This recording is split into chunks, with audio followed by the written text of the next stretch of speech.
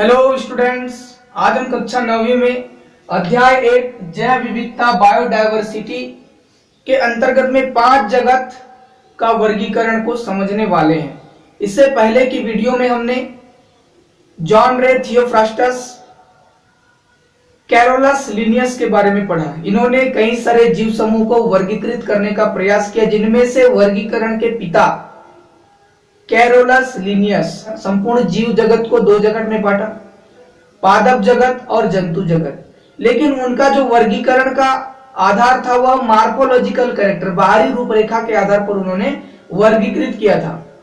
और इनका जो वर्गीकरण था वह बहुत ही सराहनीय था, आगे आने वाले वर्गीकरण के लिए बहुत ही हेल्पफुल था, बहुत ही सहायक था। तो आगे जब हम जाते हैं, आगे हम बढ़ते हैं, तो कई सारे अच्छे सूक्ष्मदर्शी का विकास हुआ, उच्च आवर्धन क्षमता वाले। तो कोशिका का संरचना का बहुत ही गहराई से अध्ययन हुआ, तो इससे जीवों को वर्गीकृत करने का और आधार मिलता गया। तो जीवों को अब वर्गीकृत हम कोशिका की संरचना, उनकी पोषण विधि के आधार पर, उनकी संगठन, उनकी कोशिकीय संगठन के आधार पर अब करने वाले हैं। तो सबसे पहले यहां पर 1969 में अब R.H. व्हिटेकर क्या करेंगे, कोशिकीय संरचना, कोशिकीय संगठन, पोषण विधि के आधार पर जीवों को वर्गीकृत करने का प्रयास करेंगे।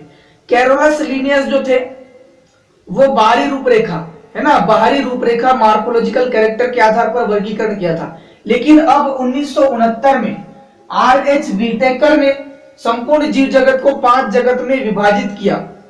किस आधार पर विभाजित किया, देखिएगा यहां पर आधार। सबसे पहला आधार उन्होंने माना कि केंद्रक झिल्ली की उपस्थिति व अनुपस्थिति। केंद्रक झिल्ली, कोशिका, हम पढ़ते हैं कोशिका, कोशिका के भीतर में केंद्रक है। तो केंद्रक के जो आवरण है, केंद्रक झिल्ली, अगर केंद्रक झिल्ली उपस्थित है तो हम उसे क्या कहेंगे, अभी कहां रखेंगे, उसे यूकेरियोटिक में रखेंगे। कहां रखेंगे, यूकेरियोटिक, ठीक है ना। और जिसके केंद्रक में केंद्रक झिल्ली अनुपस्थित है उसको हम कहां रखेंगे, प्रोकैरियोटिक में रखेंगे।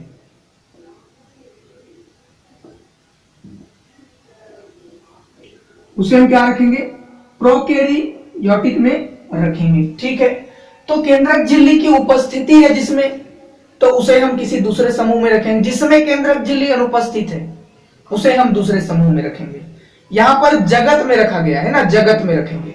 तो इस आधार पर पहला आधार होगा। दूसरा आधार संगठन का स्तर, एक कोशिकीय है, बहुकोशिकीय, एक कोशिकीय को कहां रखना है, बहुकोशिकीय को कहां रखना है, ठीक है ना। तीसरा है पोषण विधि के आधार पर, किसकी पोषण विधि कैसी है, कौन स्वपोषी पोषी है, कौन विषम पोषी है, स्वपोषी विषम पोषी, इसके आधार पर जीवों को वर्गीकृत किया गया। तो 5 जगत वर्गीकरण के अंतर्गत में 5 जगत कौन कौन से होंगे, पहला तो मोनेरा जगत मोनेरा, दूसरा प्रोटिस्टा, तीसरा फंजाई, चौथा प्लांटी और 5वां एनिमेलिया। तो बारी बारी से हम सभी को पढ़ने वाले हैं यहां पर। तो सबसे पहले हम देखेंगे क्या, जगत मोनेरा। सबसे पहले हम बात करेंगे यहां पर जगत मोनेरा।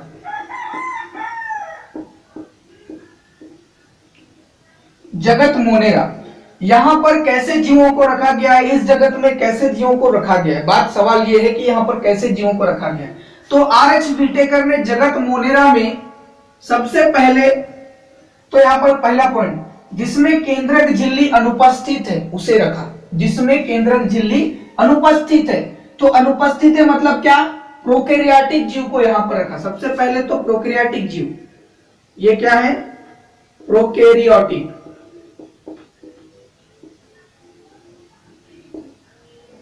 यहां पर प्रोकैरियोटिक जीव को रखेगा, ठीक है ना। दूसरा पॉइंट यहां पर देखेंगे, संगठन का स्तर, एक कोशिकीय या बहुकोशिकीय। तो यहां पर R.H. व्हिटेकर ने एक कोशिकीय जीवों को रखा। कहां, जगत मोनेरा में एक कोशिकीय जीव, एक कोशिकीय, ठीक है ना, जिसका संपूर्ण जीवन सिर्फ एक ही कोशिका में चलता है ना, एक ही कोशिका में चलता है। तो उसे हम जगत मोनेरा में रखेंगे। ठीक है।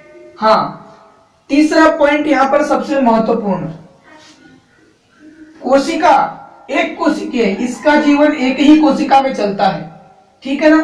तो इसके कोशिका के बाहर में कोशिका झिल्ली पाई जाएगी। क्या पाई जाती है? कोशिका झिल्ली पाई जाती है।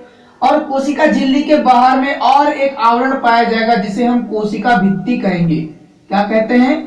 कोशिका भित्ति।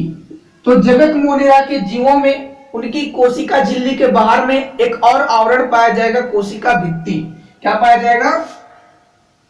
कोशिका भित्ति पाया जाएगा। ठीक है, कोशिका भित्ति। इनकी कोशिकाओं में क्या पाया जाएगा? कोशिका भित्ति पाई जाएगी। ये जो कोशिका भित्ति है ये किसकी बनी होती है? कार्बोहाइड्रेट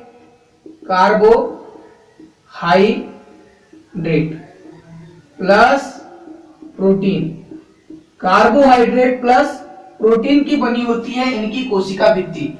इसे हम सामूहिक रूप से क्या कहेंगे? पेप्टाइडोग्लाइकान। क्या कहेंगे? पेप्टाइडोग्लाइकान। ठीक है ना। क्या कहा जाएगा इसको? पेप्टाइडोग्लाइकान। तो कोशिका भित्ति किसकी बनी होती है मोनेरा जगत में? पेप्टाइडोग्लाइकान, कार्बोहाइड्रेट प्लस प्रोटीन। ठीक है ना। यहां पर अब हम देखेंगे चौथा नंबर का पॉइंट। तो इनकी जो पोषण विधि है वो कैसी होती है? तो ये विषम पोषी होते हैं। इनमें हरित लवक नहीं पाया जाता। ये क्या होता है? विषम पोषी। ठीक है ना। ये क्या होंगे? विषम पोषी होंगे। विषम पोषी का मतलब क्या होता है कि अपना भोजन स्वयं न बना करके अपने भोजन के लिए दूसरे जीव पर निर्भर रहना। ये तो या फिर किसी होस्ट में रहेंगे। ठीक है ना। क्या करेंगे? ये अपना जीवन चलाने के लिए किसी दूसरे जीव के शरीर के अंदर में या बाहर में रह करके अपना जीवन यापन चलाएंगे। ये परपोषी है ना। परपोषी कहने का मतलब क्या? विषम पोषी, दूसरे पर आश्रित, अपने भोजन के लिए दूसरे पर आश्रित होंगे। ठीक है। तो यहां पर हमने ये चीज देखा, तो इसको आपको नोट करना है, इतना हमने जाना। ठीक है। तो इसके बाद फिर हम जानेंगे क्या? जगत प्रोटिस्टा के बारे में। अब हम देखेंगे क्या? अब हम देखेंगे यहां पर जगत प्रोटिस्टा। दूसरा जगत है क्या? जगत प्रोटिस्टा।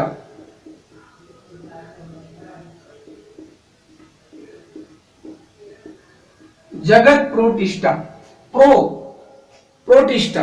ठीक है ना। तो यहां पर हम कैसे जीवों को रखेंगे? जगत प्रोटिस्टा में आर.एच. व्हिटेकर ने कैसे जीव को रखा? तो सबसे पहले यहां पर इसको देखते हैं। केंद्रक झिल्ली यहां पर उपस्थित होगा। केंद्रक झिल्ली उपस्थित होगा कोशिका में। कोशिका के अंदर में जो केंद्रक है उस केंद्रक में झिल्ली उपस्थित होगा। तो उनको हम कहां रखेंगे? जगत प्रोटिस्टा में रखेंगे। ठीक है ना। जगत प्रोटिस्टा में रखेंगे। तो यहां पर कोशिका में केंद्रक झिल्ली उपस्थित है तो उसे हम क्या कहेंगे? यूकेरियोटिक कहेंगे। क्या कहेंगे? यूकेरियोटिक। तो यहां पर जगत प्रोटिस्टा में यूकेरियोटिक को रखा गया है। यूकेरियोटिक जीव,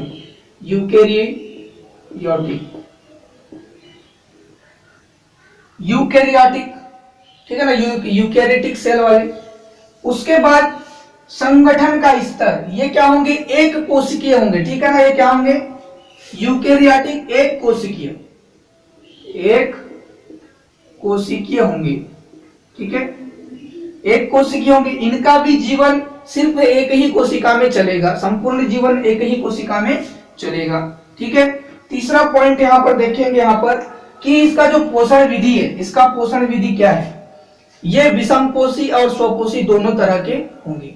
ठीक है ना। ये स्वपोषी भी हो सकते हैं, विषम पोषी भी होंगे। कुछ जीवों में क्या पाया जाएगा? क्लोरोफिल पाया जाएगा। ठीक है ना। कुछ जीवों में क्या पाया जाएगा? क्लोरोफिल पाया जाएगा और कुछ में नहीं पाया जाएगा। जिनमें क्लोरोफिल पाया जाएगा वो खुद का भोजन बना लेंगे और जिनमें नहीं पाया जाएगा वो दूसरे पर आश्रित रहेंगे भोजन के लिए। तो प्रोटिस्टा जगत प्रोटिस्टा में पोषण की विधि क्या है? स्वपोषी भी होंगे और विषम पोषी भी होंगे। ठीक है ना। ये विषम पोषी होंगे और स्वपोषी, विषम पोषी व स्वपोषी दोनों होंगे। तो यहां पर हम उदाहरण देखते हैं। तो उदाहरण में कौन कौन से जीव रखेंगे? जैसे कि अमीबा है ना। अमीबा, अमीबा को रखा गया है, पैरामीशियम,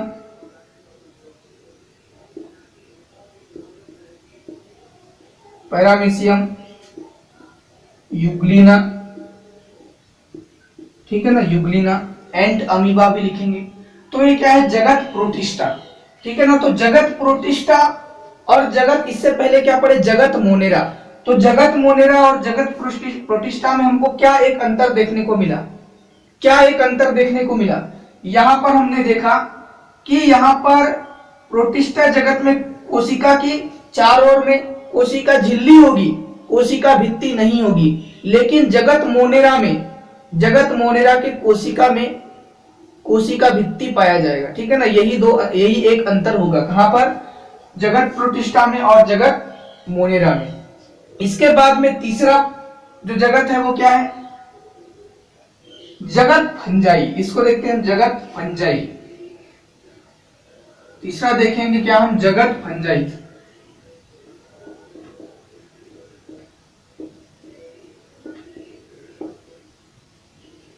जगत फंजाई, अब ये जो जीव है इनकी केंद्रक झिल्ली की उपस्थिति होगी या नहीं होगी, तो केंद्रक झिल्ली उपस्थित होगी, इसलिए हम इसको कहां रखेंगे, यूकेरियाटिक में रखेंगे। तो जगत फंजाई वाले जीव कैसे होंगे, यूकेरियाटिक होंगे। क्या होंगे, यूकेरियाटिक, ये यूकेरियाटिक होंगे, ठीक है ना। दूसरा पॉइंट यहां पर हमने लिखना है, संगठन का स्तर। ये एक कोशिकीय हो सकता है, बहुकोशिकीय भी हो सकते हैं, ठीक है। ये एक कोशिकीय, बहुकोशिकीय दोनों तरह के होंगे, ठीक है ना। बहुकोशिकीय अधिकतर देखा जाता है, बहुकोशिकीय, ठीक है, बहुकोशिकीय। ये क्या होंगे, एक कोशिकीय भी हो सकते हैं और बहुकोशिकीय, लेकिन ये अधिकतर क्या होते हैं, बहुकोशिकीय होते हैं, ठीक है ना। और इनका जो शरीर है, बहुकोशिकीय तो होते हैं, लेकिन इनका जो शरीर है, इनका जो बॉडी है, ये क्या होता है, तंतुमय होता है। क्या होता है ये, तंतुमय, तंतुमय, रेशेदार। इनका बॉडी, इनका शरीर क्या होता है, तंतुमय होता है, रेशेदार होता है, जिनको क्या बोला जाता है, तंतु या फिर कवक जाल। क्या बोला जाता है जिसको, कवक जाल, या फिर क्या कहेंगे इसे, कवक जाल कहेंगे, या फिर माइसीलियम। क्या कहेंगे, माइसीलियम, ठीक है, नाम को याद रखेंगे। इनका बॉडी क्या होता है, जगत फंजाई वाले जंतुओं का शरीर क्या होता है, तंतुमय होता है ना, जाल के समान होता है, रेशेदार कह सकते हैं। तो इनका जो शरीर है कवक जाल के समान, यहाँ पर तंतुमय के समान है, जिनको हम कवक जाल कह रहे हैं, और इसको हम माइसीलियम भी कहते हैं ना। ये जो जाल है, ये तंतुमय संरचना है, इसको हम क्या कहते हैं, माइसीलियम भी कहते हैं, ठीक है। यहां पर अगर हम देखते हैं किसकी, पोषण विधि की, यहां पर रहने वाले जीव का पोषण विधि कैसे होता है, तो ये क्या होते हैं, विषम पोषी होते हैं। क्या होते हैं, विषम पोषी, विषम पोषी होंगे, ठीक है ना। क्या होंगे ये, विषम पोषी होंगे। इनका जो शरीर है, इनमें क्लोरोफिल नहीं पाया जाएगा, इनमें क्लोरोप्लास्ट की उपस्थिति नहीं होगी। इसका मतलब ये क्या होंगे, विषम पोषी होंगे। विषम पोषी में भी देखते हैं हम, तो यहां पर ये मृतोपजीवी होंगे। क्या होंगे, मृतोपजीवी। कहने का मतलब ये कि जहां पर सड़े गले जीव जंतुओं का शरीर है, पेड़ पौधे का सड़ा गला शरीर है, वहां पर ये उस सड़े गले पदार्थ से अपना भोजन की प्राप्ति करेंगे, ठीक है ना।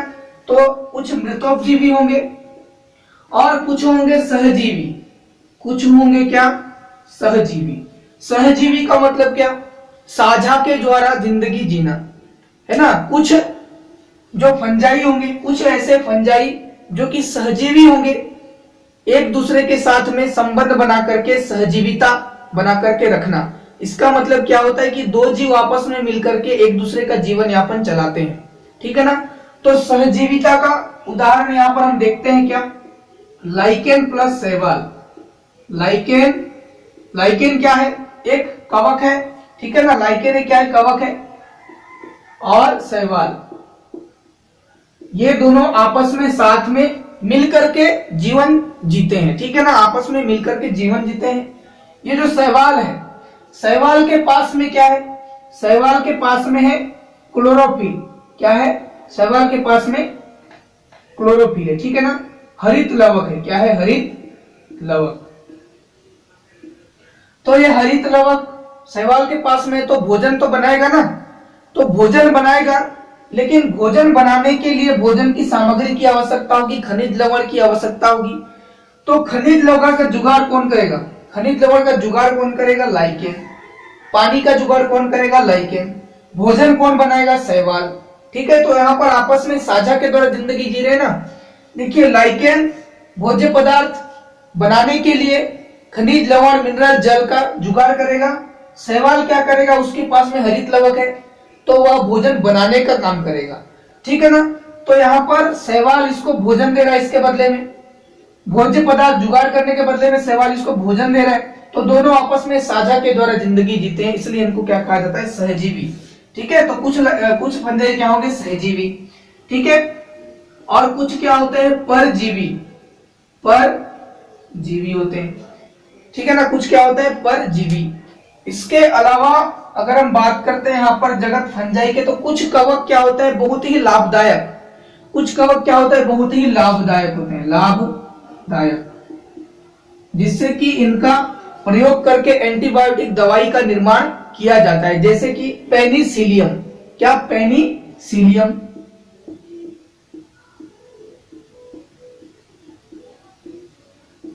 इससे क्या होता है कि एंटीबायोटिक प्रतिजैविक पदार्थ का प्राप्ति किया जाता है। ठीक है ना, एंटीबायोटिक पदार्थ की प्राप्ति। और कुछ क्या होता है? हानिकारक भी होते हैं। ठीक है ना, हानिकारक भी होंगे, जिससे रोग उत्पन्न हो। ठीक है ना, रोग उत्पन्न करने वाले भी कुछ कवक पाए जाते हैं। ठीक है ना। इसके बाद हम चौथा में पढ़ेंगे क्या? जगत प्लांटी। ठीक है ना, ये क्या था? तीसरा था। ठीक है ना, यहाँ पर 3 नहीं लिखा था मैं, तो यहाँ पर ये जगत फंजाई तीसरा नंबर का जगत हुआ। अब हम चौथा में पढ़ेंगे क्या? जगत प्लांटी।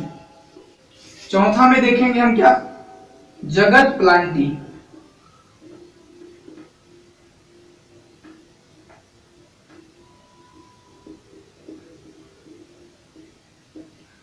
जगत प्लांटी में सबसे पहला पॉइंट यह है कि ये तो बहुकोशिकीय होंगे। ठीक है ना, ये क्या होंगे? बहुकोशिकीय होंगे। ठीक, यहां पर केंद्रक झिल्ली की उपस्थिति होगी या नहीं? तो केंद्रक झिल्ली की उपस्थिति होगी, इसलिए हम इसको क्या कहेंगे? यूकेरियाटिक कहेंगे। तो यहां पर यूकेरियाटिक जीवों को रखा जाएगा, यूकेरियाटिक। ठीक है ना, यहां पर क्या रखा जाएगा? यूकेरियाटिक जीवों को रखा जाएगा। ठीक है, संगठन का स्तर ये क्या होंगे? यहां पर बहुकोशिकीय होंगे, बहुकोशिकीय होंगे। ठीक है, यहां पर बहुकोशिकीय को रखा जाएगा। ठीक है, तीसरा पॉइंट यहां पर हम लिखेंगे, पोषण की विधि यहां पर क्या होगी? पोषण की विधि, पोषण की विधि यहां पर होगी स्वपोषी होंगे। ये क्या होंगे? स्वपोषी। क्या होंगे? स्वपोषी होंगे। पोषण की विधि यहां पर स्वपोषी होंगे। स्वपोषी क्यों होंगे? क्योंकि जितने भी प्लांटी हैं उनमें क्या पाया जाएगा? क्लोरोप्लास्ट पाया जाएगा, क्लोरोफिल पाया जाएगा। अब क्लोरोफिल पाया जा रहा है, इसका मतलब वो क्या करेंगे? अपना भोजन स्वयं बनाएंगे प्रकाश संश्लेषण के माध्यम से।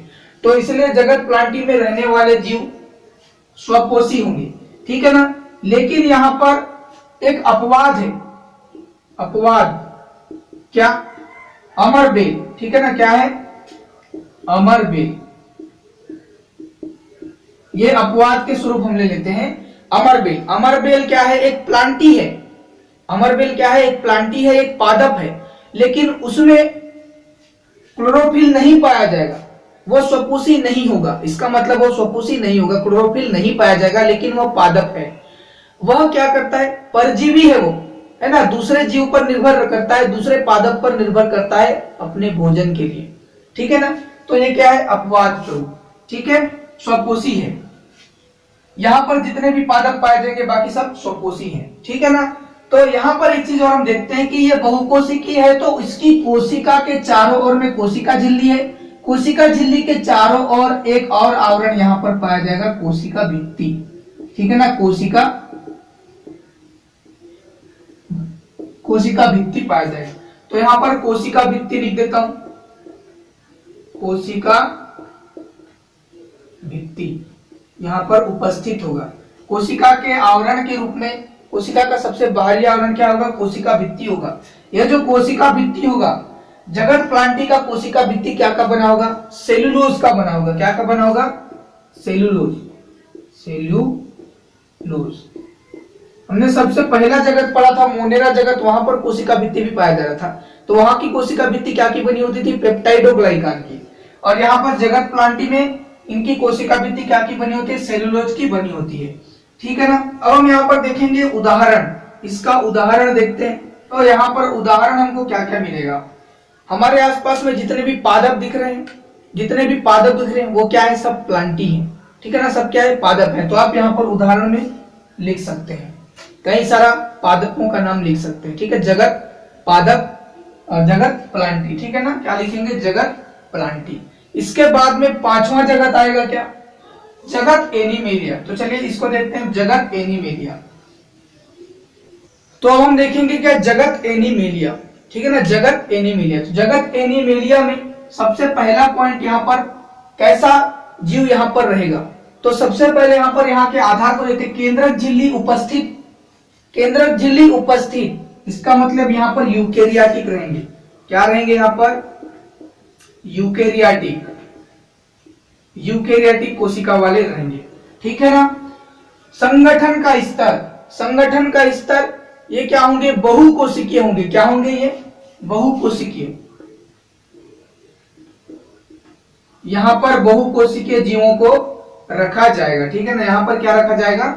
बहुकोशिकीय जीवों को रखा जाएगा। तीसरा पॉइंट देखते हैं कि पोषण विधि।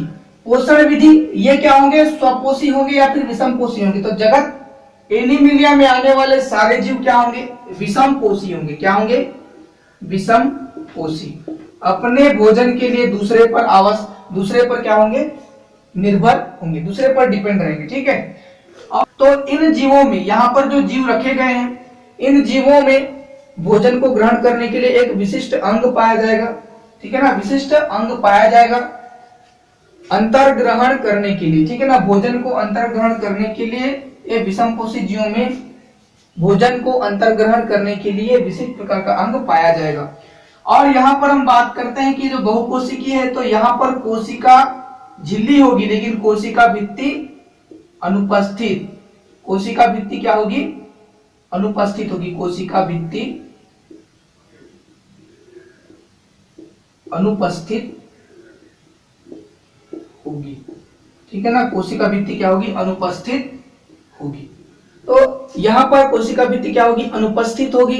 तो यहाँ पर हमने जगत एनिमिलिया को जाना, लेकिन यहाँ पर जगत एनिमिलिया में इतने सारे जीव रखे गए हैं कि उन जीवों का एक साथ में भी अध्ययन कर पाना थोड़ा कठिन है। इसलिए यहाँ पर आने वाले जितने भी जीव हैं जगत एनिमिलिया में मनुष्य आएगा, शेर, बिल्ली, कुत्ता, भेड़, बकरी, केंचुआ, जोंक, टिड्डा, जितने भी कीड़े दिखेंगे आपको, जितने भी आपको सॉफ्ट बॉडी वाले दिखेंगे, ठीक है ना, ये सारे जगत एनिमिलिया में आएंगे, लेकिन उनका एक साथ में अध्ययन करना बहुत कठिन है। इसलिए हम उनको क्या करेंगे, अब यहाँ पर रहने वाला जीव को रीढ़ की हड्डी के आधार पर क्या करेंगे? वर्गीकृत करेंगे। ठीक है, हम अगली वीडियो में क्या करेंगे? रीढ़ की हड्डी के आधार पर जीवों को वर्गीकृत करने का प्रयास करेंगे। तो चैनल को सब्सक्राइब करिएगा, लाइक करिएगा। Thank you so much.